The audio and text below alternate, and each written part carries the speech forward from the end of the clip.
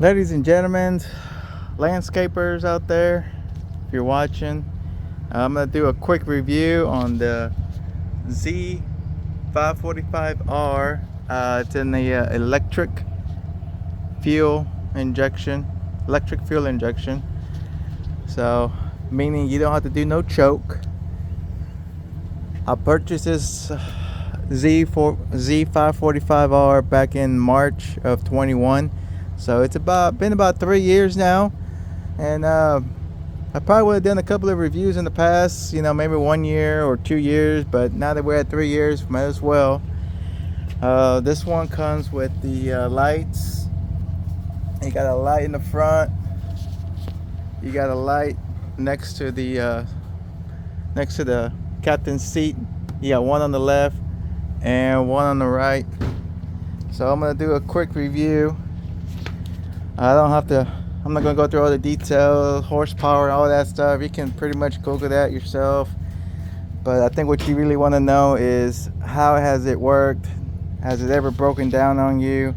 Is it worth getting this beautiful machinery? I would say, to me, when I usually buy a John Deere, they usually last me in about 10 to 15 years. My first one was a Z425. I purchased that one in 07, and they went all the way through towards the end of 2020, and that's when 2021 we had to get a new riding mower. And I like to say that when I buy a riding mower, I like to get sort of the best of the best, or get my money's worth. I know this is probably like a little too much fancy riding mower, because you got the push buttons, you got the little digital that tells you, your hours, your battery information, all kinds of information. Let's see what we got. So yeah, it gives you your fuel, gives you your hours. We got 445.6 hours in 3 years and 2 months, because this was in March of 21 and we're now halfway through May. So yeah, 3 years and 2 months. And here we have the light switch to turn on the they're pretty bright at night. It's not gonna light up the whole skyway, but it'll get you through. And then you got your, I call it the glove compartment, and it comes with a 12 volt if you want to hook up your cell phone charger in here, which I probably wouldn't recommend you hook up your phone charger, but this could come in handy if you have like an electric air pump. That'd be a great idea to hook it up right there, so you can air up your tires, or proper air. This is running on 25 horsepower. Again, it's an electric fuel injection, electric throttle. So I haven't had any issues, and I got a small crew that works for me. But as you can see, they already banged this up. We got a couple of scratches, probably from hitting the tree or branches. Do we use this so-called roll bar? Do we use a roll bar? Not really, unless we're gonna be mowing on a slope, like a ditch, or somewhere where it's gonna like really roll us over. But we try not to do that. We try not to roll over 100%. Here you have where you can hook up your water hose and clean it out at the end of the day, and then these kind of pick up, so no more having to remove the clips. So that's convenient, just pick it up. Which, man, see, they don't even take care of this equipment. We still got the original belt, if I believe. Yeah, we haven't changed it in 3 years. This is the 48 with the mulch kit. I went with the mulch kit because I don't like it whenever the grass gets blown to the right, or gets blown into the flower beds and stuff. So this mulch kit has really come in handy. And if you're asking, like, well, what are you gonna do whenever you have like 3 feet of grass? How are you supposed to mow that? Well, we have another commercial mower, which we use that, but mostly we're not mowing tall grass. We hardly ever run into that situation. It's very easy to start. It's pretty simple. No more throttle. Just crank it up. We're good to go. You got your turtle, you got your eco, and you got your max.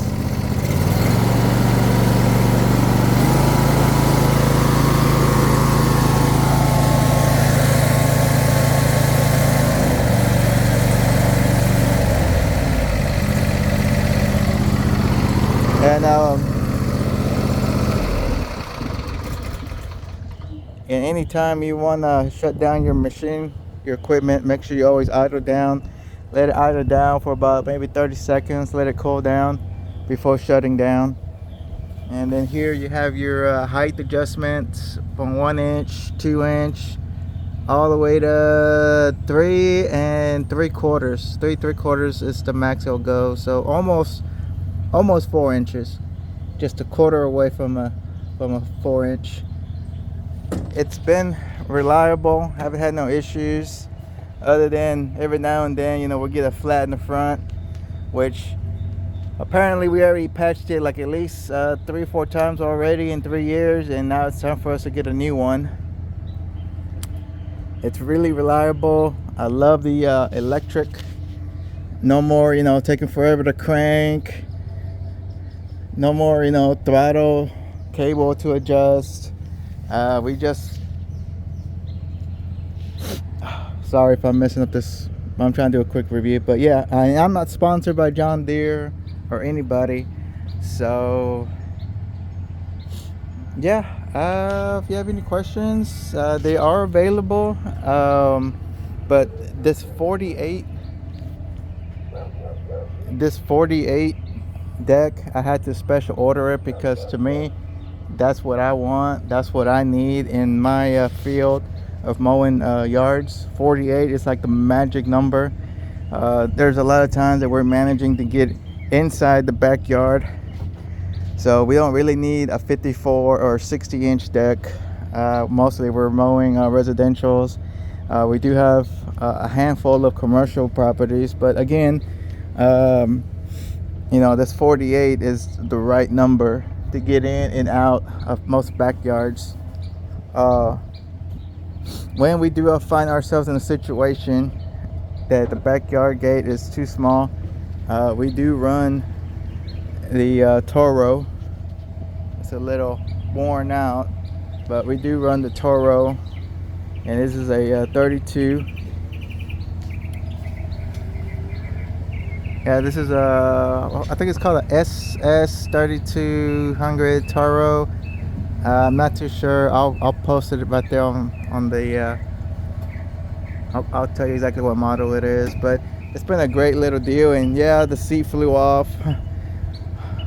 Unfortunately, the glue got worn out and everything flew off. We had it tied down with a rope, but eventually the rope gave out. And so it's $200 to replace it, so we're not going to spend $200. We're just going to throw a little pillowcase on it. And it's been a great little mower for the backyards. One blade, 32 inches, and I think we've had this for about I'll say maybe 12 years, and it's one of our best mowers for backyards. Because you know how them backyards are, it's not very wide enough. Usually I think it's about 34 to 36, and we have 48 here, so we're not getting in. But this bad boy Toro will. Unfortunately, they discontinued it maybe about 8 years ago, so they don't make them no more. I keep seeing them popping up, but I think there might be a scam, you know, trying to con you out of your money, telling you that they're going to ship it from a certain state. But anyways, the main focus is the Z545R, and it has been a great machinery. If you're ever in the market, even if you're a homeowner, go ahead and spoil yourself a little bit. It's a great machinery.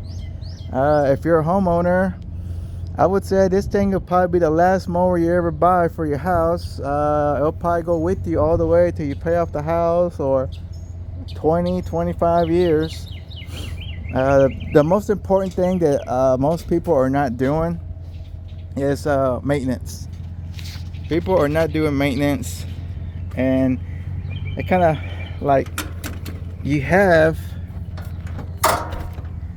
like a little cheat sheet right here that tells you what to check every so often, and people are not following that. And then whenever they have issues, they take it to the dealership and they're like, hey, my machine is not working, and because they don't change the air filter, they don't change the spark plugs. The spark plugs are not that hard to get to. Look, you got one there, and then you have another right there. 2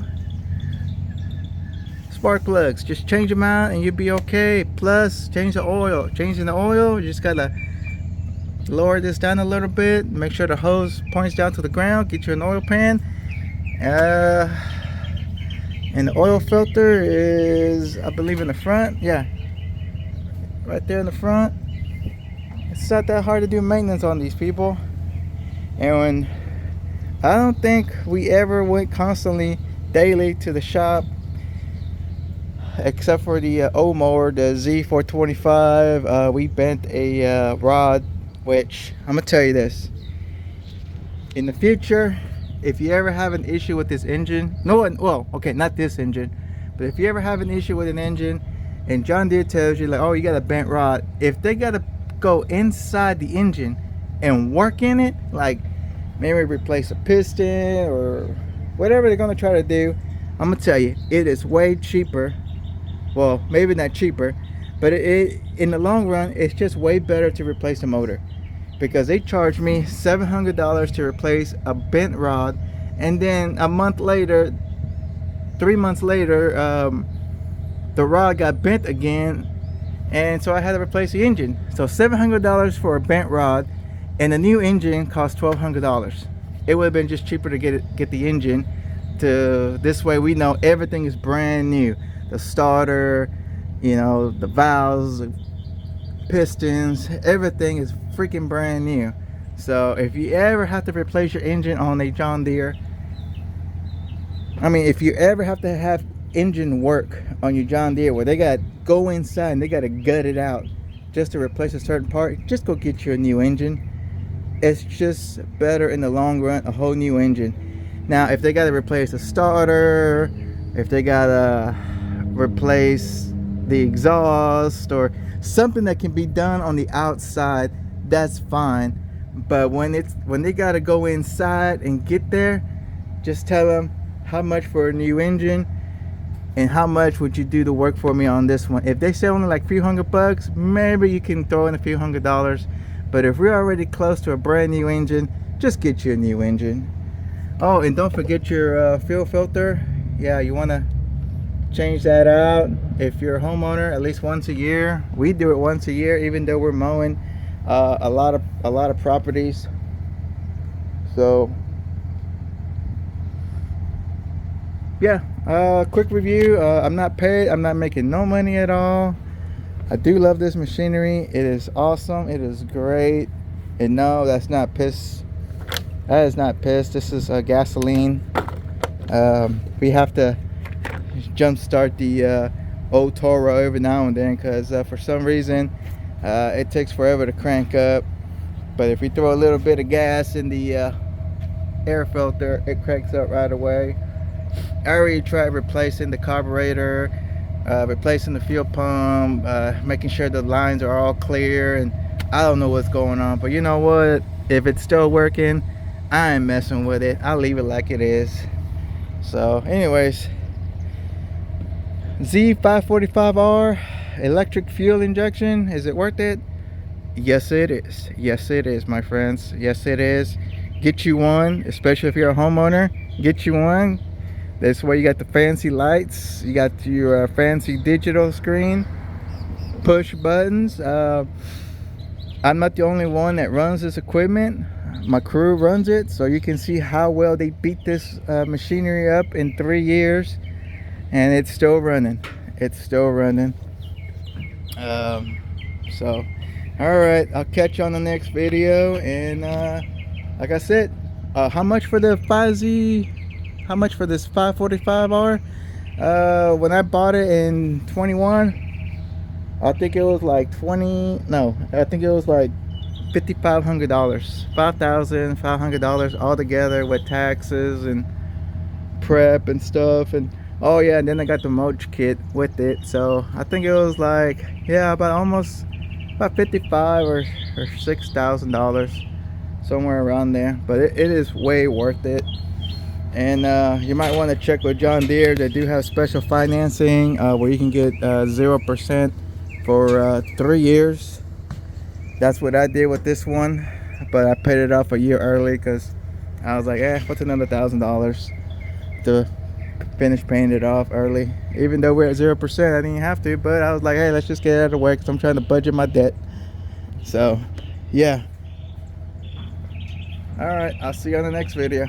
And again, I'm not paid, but please hit the like, subscribe button. I don't know what it does for me. Maybe one day I'll get paid, but it's been years I haven't been paid. So catch you on the next one.